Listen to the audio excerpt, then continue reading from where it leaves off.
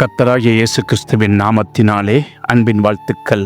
John பனியன் மோட்ச பயண புத்தகத்தில் பாகம் 2 இன்று நாம் காணப்போவது பகுதி 53 நம்பிக்கை இழப்பென்னும் உளையும் பயமுறுத்திய நாயும், பகுதி 54 வாசலில் இயேசு, பகுதி 55 மயக்கமடைந்த இரக்கம். இந்த தலைப்பின் கீழ் இந்த நாள் காணொளியை காணலாம். பகுதி 53 நம்பிக்கை இழப்பென்னும் உளையும் பயமுறுத்திய நாயும். கிறிஸ்தினாலும் பிள்ளைகளும் இரக்கமும் நம்பிக்கை இழப்பென்னும் சேறு நிறைந்த உலைக்கு பக்கத்திலே வந்தவுடன் திகைத்து போய் நின்றுவிட்டனர். இங்குதானே என் கணவர் சேற்றில் சிக்கி தத்தளித்தார் என்று கூறிய கிறிஸ்தினால் சற்று நேரம் கண் கலங்கியபடி நின்று கொண்டிருந்தாள். கிறிஸ்தினாலும் பிள்ளைகளும் நம்பிக்கை இழப்பு உலையை பார்த்து தயங்கி நிற்பதை கண்ட இரக்கம், வாருங்கள், துணிந்து நாம் முன் செல்வோம் என்று அவர்களை அழைத்து உற்சாகப்படுத்தினாள். அவர்கள் சேற்றுக்கு நடுவே இருந்த நடைக்கற்களில் கால்களை கவனமாக வைத்து ஒவ்வொருவராக உலையை கடந்து சென்றனர். ஓரிரு முறை கிறிஸ்தினால் தடுமாறி சேற்றில் விழப்போனாள் என்றாலும் அனைவரும் பாதுகாப்பாக அக்கறை சேர்ந்து விட்டார்கள். அப்பொழுது விசுவாசித்தவளே பாக்கியவதி, கர்த்தரால் அவளுக்கு சொல்லப்பட்டவைகள் நிறைவேறும் என கூறப்படுவது போல் அவர்கள் உணர்ந்தார்கள். அனைவரும் குறுகிய வாசல் கதவை நோக்கி வேகமாக நடந்து சென்றார்கள். அவர்கள் தங்களுக்குள்ளே யாரை அழைப்பது, என்ன பேசுவது என்று விவாதித்துக் கொண்டார்கள். கிறிஸ்தினால் வயதில் பெரியவளாக இருப்பதால் அவளே கதவை தட்ட வேண்டும் என்றும் அவளே மற்றவர்களுக்காக பேச வேண்டும் என்று முடிவு செய்து கொண்டார்கள். கிறிஸ்தினால் வாசல் அருகே சென்று தன் கணவன் அந்த கதவை தட்டியது போல மீண்டும் மீண்டும் தட்டினாள். உள்ளே இருந்து பதில் ஒன்றும் கிடைக்கவில்லை. அவர்கள் தயங்கியபடியே நிற்கையில் ஒரு நாய் குறைத்தபடியே அவர்கள் மீது பாய்ந்து குதறுவதற்காக ஓடி வருவது போன்ற சத்தம் கேட்டது. கிறிஸ்தினாலும் பிள்ளைகளும் இரக்கமும் மிகவும் பயந்து செய்வதறியாது நின்று விட்டார்கள். மீண்டும் கதவை தட்டினால் நாய் பாய்ந்து வந்து விடுமோ என்ற பயத்தில் அசைவின்றி நின்று கொண்டிருந்தார்கள். திரும்பச் செல்லலாம் என்றால் வாயில் காப்பவர் அவர்கள் திரும்பிச் செல்வதற்காக கோபப்படுவாரோ என்ற பயம், கதவை மறுபடியும் தட்டலாம் என்றால் நாயை பற்றிய பயம். தங்களுக்குள் யோசித்தபடி அந்த வாசலையே பார்த்தபடி நின்று கொண்டிருந்த அவர்கள் பிறகு தைரியம் பெற்றவர்களாய் கதவண்டை சென்று படபட என தட்டினார்கள். கேட்கிறவன் எவனும் பெற்றுக்கொள்கிறான், தேடுகிறவன் கண்டடைகிறான், தட்டுகிறவனுக்கு திறக்கப்படும். மத்தேயு 7:8. பகுதி 54 வாசலில் இயேசு.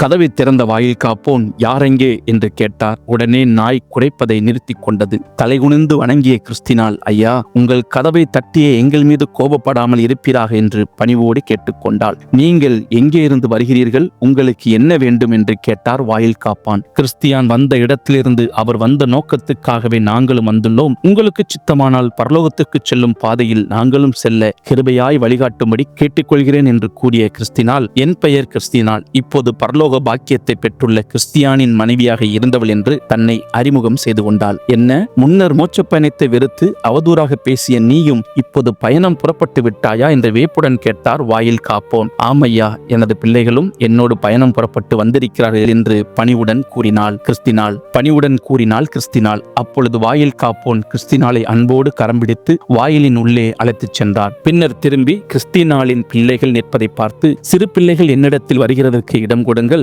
அவர்களை தடை பண்ணாதிருங்கள், பரலோக ராஜ்யம் அப்படிப்பட்டவர்களுடையது, மத்தேயு 19:14 என்று கூறியபடியே கிறிஸ்தினாலின் பிள்ளைகளையும் உள்ளே அழைத்துக் கொண்டார். உடனே கதவு அடைக்கப்பட்டது. வாயிற்காப்போன் கதவுக்கு மேற்கூரையில் இருந்த எக்காலக்காரனிடம், கிறிஸ்தினாலை எக்கால துணியோடும் மகிழ்ச்சியோடும் வரவேற்பாயாக என்று கட்டளையிட்டார். எக்காலக்காரன் எக்காலம் ஊதினான். எக்காலத்தின் துணி காற்றில் இனிமையாக பரவி அந்த இடத்தை நிரப்பியது. இரக்கம் கண்ணீர் வடித்தவளாக வெளியிலேயே நின்று கொண்டிருந்தாள். எல்லோரும் அவளை மறந்துவிட்டார்களோ என்ற எண்ணம் அவளை பிடித்து கொண்டது. பாகம் 55 மயக்கமடைந்த இரக்கம். ஆனால் கிறிஸ்தினால் அவளை மறந்துவிடவில்லை. தானும் பிள்ளைகளும் உள்ளே சென்றவுடன் அவள் இரக்கத்திற்காக பரிந்து பேசத் தொடங்கினாள். என் ஆண்டவரே, நான் வந்த அதே நோக்கத்துடன் எனக்கு துணையாக வந்த ஒரு பெண் வெளியே நிற்கிறாள். தான் அழைக்கப்படாமல் வருகிறோமோ என்ற அச்சத்தால் அவள் சோர்ந்து போயிருக்கிறாள் என்றாள் கிறிஸ்தினால். இதற்குள் இரக்கம் பொறுமை இழந்தவளாக தவித்தாள். ஒவ்வொரு மணித்துளியும் அவளுக்கு 1 மணி நேரம் போல தோன்றிற்று. கிறிஸ்தினால் தனக்காக பரிந்து பேசி முடிப்பதற்கு முன்னதாகவே பொறுமை இழந்து அவள் கதவை தட்டத் தொடங்கிவிட்டாள்.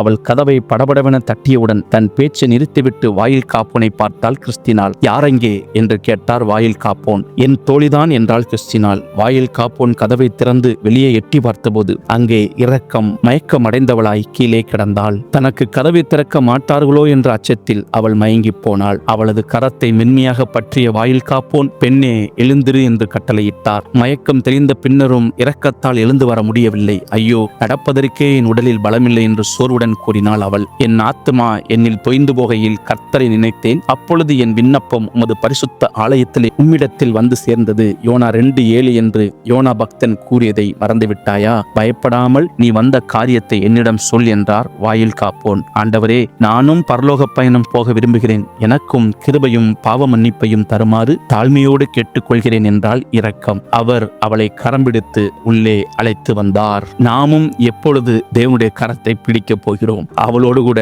அடுத்த பகுதியில் சந்திக்கலாம். மோட்ச பயணத்தில் எங்களோடு கூட இணைந்திருங்கள், எங்களோடு கூட பயணியுங்கள். கர்த்தராகிய இயேசு கிறிஸ்து தாமே உங்களை ஆஸ்வதிப்பாராக. கர்த்தர் நாமம் மகிமைப்படுவதாக.